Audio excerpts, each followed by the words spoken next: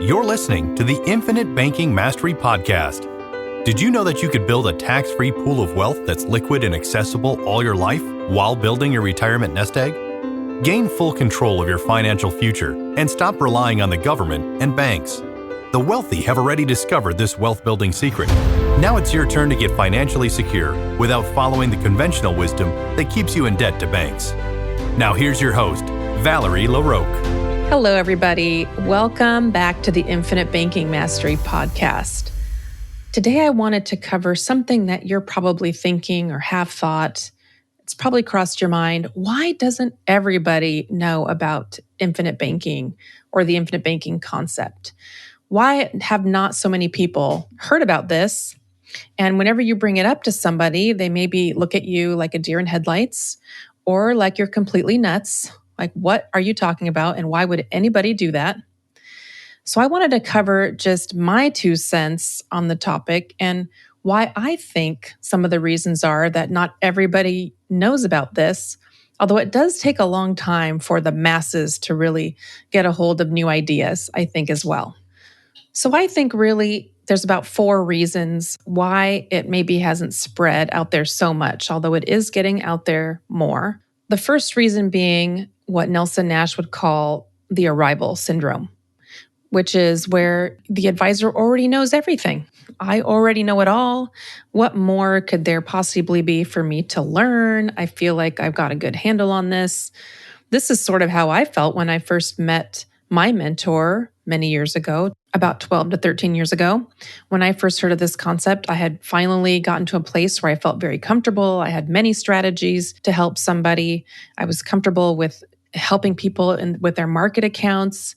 Also, those who had wanted to do life insurance, I was able to help people with using another very popular vehicle right now, the Index Universal Life Policy. I really liked that a lot. I was helping people with disability insurance, long-term care. I thought, you know what? I don't think I need a new strategy. I think I'm good. I don't need to know any more about what you're talking about. I think I've got this. I can help people, have many ways to help people, and whatever you're saying sounds complicated. So I think just a lot of advisors, when they're first approached with it, maybe more on the defense, like, what are you bringing? What's this new idea you're bringing to me? Why would I want to learn that? What is it? I'm already got all the ways, solid ways to help people, and I trust in those, and I like them, and I'm comfortable with them.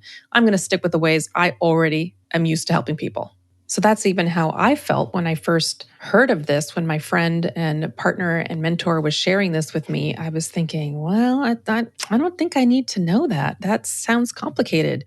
So I'm sure other advisors feel the same sometimes.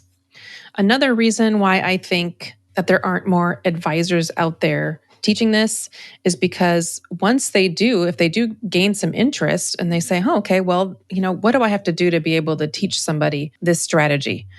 Well, there's a whole lot to learn. There's a lot to learn to be able to teach it and to be able to help somebody well.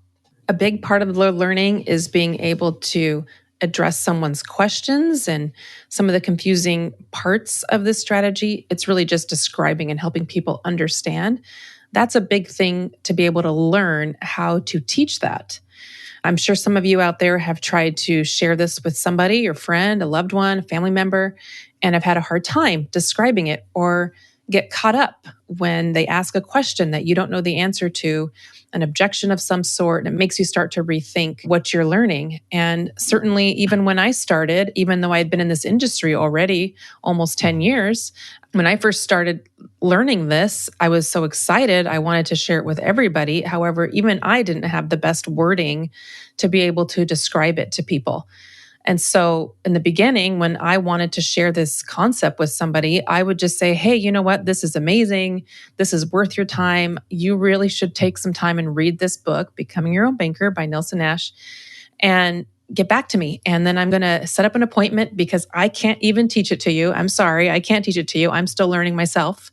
So I'm going to bring in my partner and he's going to teach you while I am there with you and able to help make sure the best questions are asked and everything for your best learning.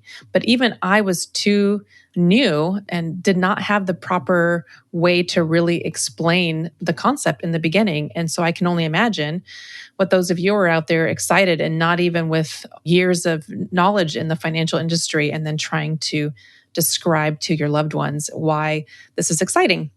Thankfully, my excitement did rub off on a lot of people, friends and family, and they took the time to read and then realized why I was so excited once we were able to go over it. But that's really how I got into this, was to just say, hey, you just got to read this. My partner won't even meet with you unless you read this book. And this is so powerful and so amazing. I just desperately want you to at least understand, even if you choose to do nothing. I think this should have been taught to you in high school. And so I think you should take the time. And I don't care if you do anything or not. I just think it's such valuable information that you should know about it. And so with needing that solid mentor to be able to learn well, to be able to teach it well, that does not happen for free. Having a solid mentor is not free. I know in this industry, it's confusing sometimes. How do I learn how to do this and that? Really, if you're going to bring in a partner, they're going to have to get paid. And so my mentor, we were not of the same agency at the time. That also has an impact on the pay and how that's all going to work out. And so at the beginning, he was on every single case that we wrote that he helped me with. He was on all my cases. And then after that, he asked me if I wanted more of a partnership where I could ask questions at any time besides only just sit in on cases, so that I could learn by listening to him. And so, yeah, I absolutely wanted to do that. I wanted to be able to have that resource of information. And so at that point, I split every single case with him, whether or not I needed his help.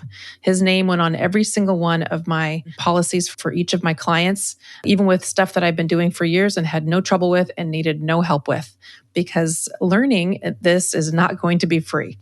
So now, once an advisor has established a good solid mentor and is going to have that help learning so that they can learn and teach well, teach the concept, teach what's happening, and also be able to build the policy correctly for clients, now they have to be able to teach the clients.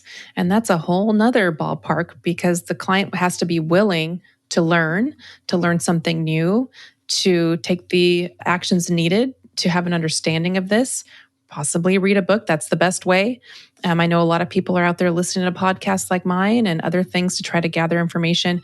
I really do think learning from Nelson Nash, who put this idea and this strategy and this concept out there, is one of the best, if not the best, resource to learn this from. So having to teach the client and encourage them and entice or inspire them to read a book, that can be a challenge. And finally, once you are rocking and rolling, you've got this down, you've learned, you've been mentored, you've got the clients to learn. When we're structuring these policies, which I'm sure many of you have heard before, they are being structured in such a way that the commissions for the advisors or the agents are lower. That's part of the reason why your money is growing better, because we are structuring it in such a way that causes the pay for us to go down by a lot, actually.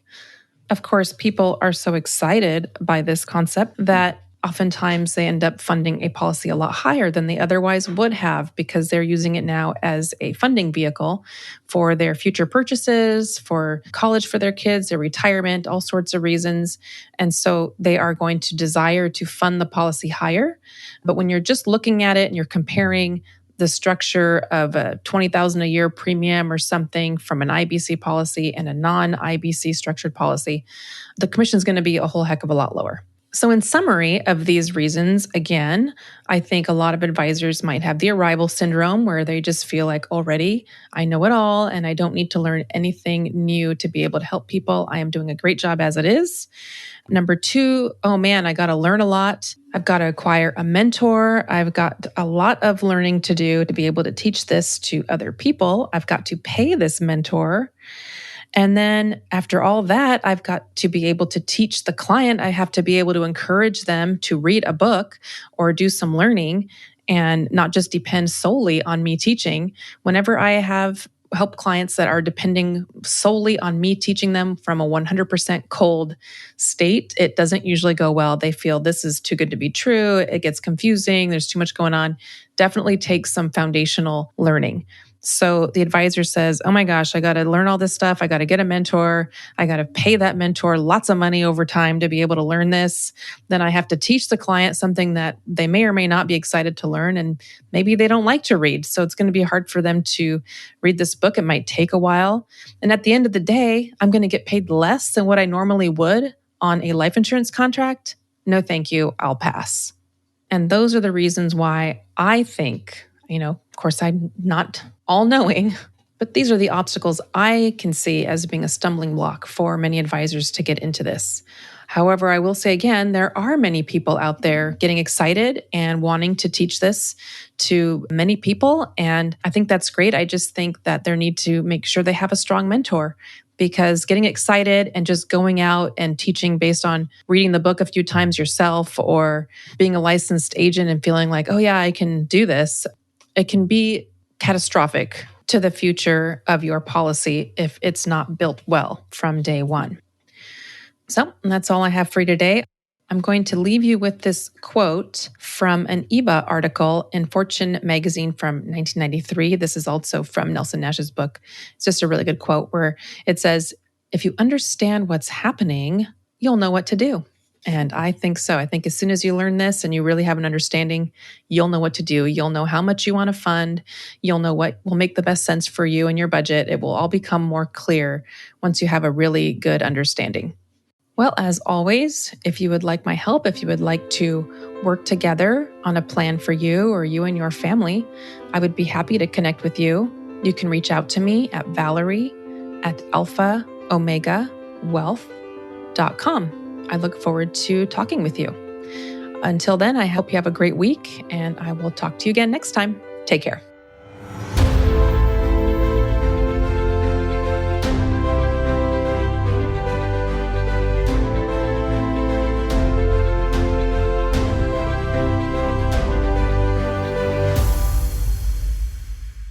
This is thepodcastfactory.com.